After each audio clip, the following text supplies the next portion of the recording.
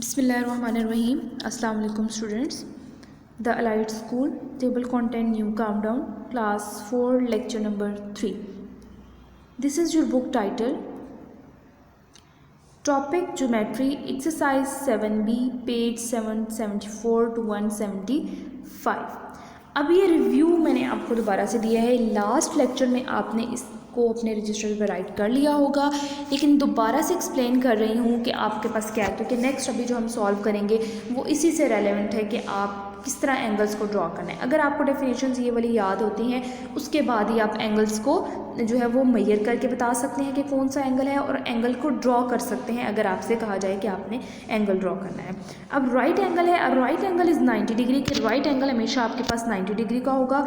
Acute angle आपके पास less than 90 यानी 90 से कम का होगा। 89 का भी हो सकता है, 79 का, 70 का, 30 का, 40 का, लेकिन 90 से कम होगा तो वो एक्यूट एंगल आपके पास होगा।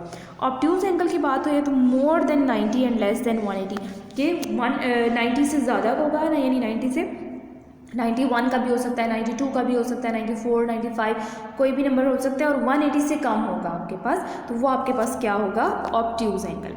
इसी तरह स्ट्रेट एंगल आपको पता है बिल्कुल स्ट्रेट आपके पास होगा, 180 डिग्री का होगा।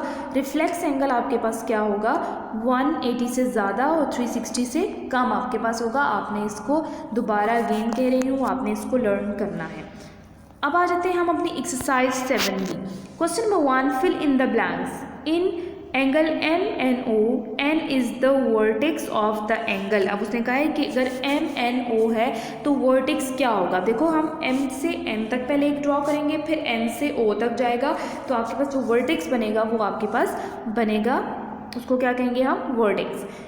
अ right angle is equal to dash degrees. अभी मैंने इसीलिए रिपीट करवाया है आपको डेफिनेशंस कि आपको याद होगा कि राइट एंगल जो है वो हमारे पास क्या होता है, 90 डिग्री का। An angle less than a right angle is called a dash angle. कह रहे हैं एंगल कि एक एंगल है अगर लेस देन अ राइट एंगल। लेस देन का क्या मतलब है कि 90 डिग्री से अगर कम का होगा तो कौन सा एंगल बनेगा, एक्यूट एंगल। ये तो हमें भी डेफिनेशन में पढ़ा कि एक्यूट एंगल जो है वो लेस देन 90 डिग्री होगा। An angle greater than 90 degree, कह रहे हैं कि एन एंगल कि अगर एक एंगल 90 डिग्री से ज़्यादा हो but less than 180 degree is called an dash angle. अभी पर इसीलिए बताया कि 90 डिग्री से जो ज़्यादा का होगा और 180 से जो कम का होगा वो एंगल आपके पास कौन सा बनेगा, obtuse angle. The protractor is a device to dash और डैश एन एंगल। कि प्रोटेक्टर एक डिवाइस है जो कि किस लिए हम यूज़ करते हैं, ड्रॉ और मैयर एन एंगल। हम ड्रॉ करने के लिए और मैयर करने के लिए एंगल्स को यूज़ करते हैं। Question number 2, state whether the following are true और फॉल्स। ए है an angle of 80 degree is a right angle. कह रहे हैं कि जो 80 डिग्री का एंगल होगा वो राइट एंगल होगा। It's fall. क्यों फॉल्स है, क्योंकि 90 डिग्री का जो एंगल होता है वो हमारे पास राइट एंगल होता है।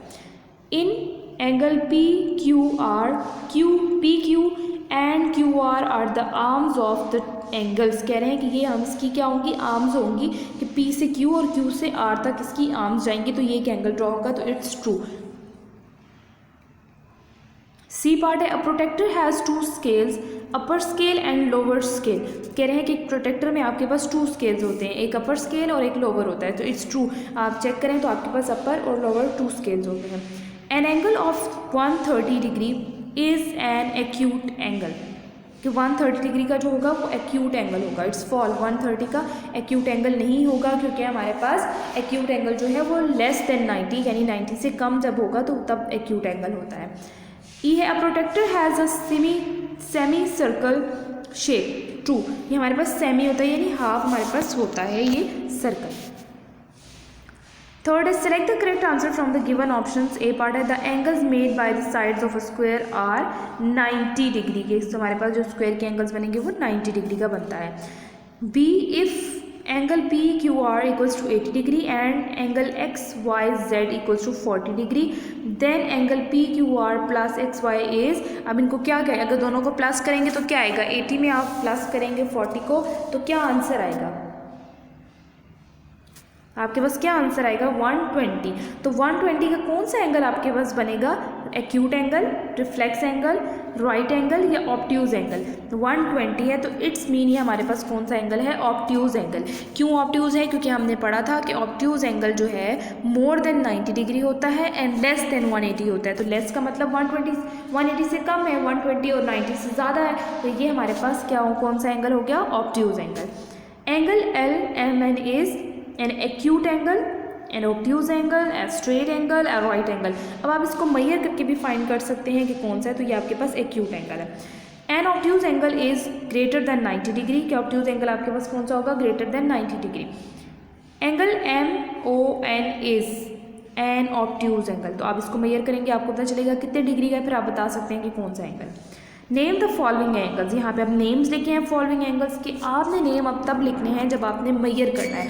मेजर आपने कैसे करना है, आपने अपने डी को लेके आना है, यानी डी यानी प्रोटेक्टर आपने यूज़ करना है। अपने ज्योमेट्री बॉक्स से आपने प्रोटेक्टर अपना निकालना है और प्रोटेक्टर का जो मिड पॉइंट है जो कि बिल्कुल 90 डिग्री की लाइन को टच कर रहा है, जो उसका वर्टेक्स है, यानी जो यहाँ पे पॉइंट दोनों जो लाइन ज्वाइन हो रही हैं, उसको आपने यहाँ पे इस वाले वर्टेक्स पे रखना है, यहाँ पे डॉट पे यहाँ पे रखना है। रखने के बाद आपकी ये लाइन बिल्कुल स्ट्रेट होनी चाहिए। फिर आपने ऊपर ये जो लाइन जा रही है इसको चेक करना है कि ये किस नंबर को टच कर रही है। उसके बाद आपको पता चलेगा ये एंगल आपके पास कौन सा है, ये आपके पास एक्यूट एंगल है, इस 90 डिग्री से ये एंगल जो है वो कम है। इसी तरह आपने बाकी पार्ट्स को चेक करके इनके नेम राइट करने हैं। अब name the arms of the angles, इसके बताने हैं कि ए से बी एंड बी से सी, डब्ल्यू से एक्स एंड एक्स से वाई आपकी जा रही है। Name the vertex of these angles, अब वर्टेक्स बताने हैं हमने कि वर्टेक्स कौन से हैं। वर्टेक्स मीन जहाँ पे लाइन आपकी आकर ज्वाइन हो रही है, तो यहाँ पे आपकी वर्टेक्स क्या है, एल, और यहाँ पे आपका वर्टेक्स क्या है, टी। दोनों आपके यहाँ पे वर्टेक्स कहला रहे हैं। अब 7 है आपके पास, draw the following angles and label them. Following angles आपने बनाने हैं। वर्टेक्स आपका कह रहे हैं F1, कोई भी शेप आप बना सकते हैं। कह रहे हैं वर्टेक्स आपका F होना चाहिए और यहाँ पे वर्टेक्स आपका T, यहाँ पे वर्टेक्स K और वर्टेक्स N। ये उसने कोई नहीं कहा कि आपने कौन सा, ये आप अपनी मर्जी से अपने ऑन पे बना सकते हैं कोई भी एंगल। 8 है, draw the following angles matching the names. अब नेम के साथ मैच करके बनाना है, ठीक है। अब जो फर्स्ट है वो कह रहा है acute angle, it's mean acute angle कौन सा होगा आपके पास, लेस देन 90 डिग्री होना चाहिए, ठीक है। तो वो एक्यूट एंगल होगा। आपने इसी तरह प्रोटेक्टर के साथ आपने मेजर करके बनाना है। बी है रिफ्लेक्स एंगल। रिफ्लेक्स एंगल आपके पास कितने डिग्री का होता है, रिफ्लेक्स एंगल जो है वो आपके पास होगा मोर देन 180 और लेस देन 360 आपके होना चाहिए। ऑब्ट्यूज एंगल आपके पास इसी तरह, राइट एंगल आपके पास रिफ्लेक्स और राइट है, तो ये आपने मेजर करके बताना है, डेफिनेशंस को रीड करना है, बताना है कि कौन कौन सा है। Tick the right angle, right angle आपके पास सी और डी है। यहाँ पे measure these angles with the help of a protractor. अब आपने इसको मेजर करके बताना है कि ये कितने डिग्री का आपके पास एंगल है। होमवर्क है आपके पास exercise 7B, question number 6, 7 and 8 जो आपको भी मैंने बताए हैं वो आपने होमवर्क है। आपने नीट एंड क्लीन आपने अपने रजिस्टर्स पे उसको अटैम्प्ट करना है, प्रॉपर प्रोटेक्टर यूज़ करना है, ठीक है। स्केल और प्रोटेक्टर के साथ आपने अपना काम कंप्लीट करना है।